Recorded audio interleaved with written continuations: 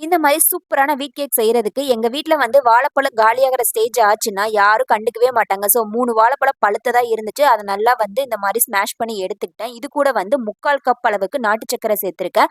அது கூட 1/2 கப் அளவுக்கு எண்ணெய். நீங்க பட்டர் ஆர் ஆயில் எது வேணாலும் சேர்த்துக்கலாம். 3யும் சேர்த்து நல்லா விஸ்க் வச்சு மிக்ஸ் பண்ணிட்டு, இது கூட வந்து இந்த கப் அளவுக்கு 1 1/2 கப் அளவு கோதும மாவு எடுத்திருக்கேன். அது கூட 1 டீஸ்பூன் அளவுக்கு baking powder, 1/2 teaspoon baking soda நல்லா சேர்த்து மிக்ஸ் பண்ணி விட்டுக்கலாம் விஸ்க் வச்சு.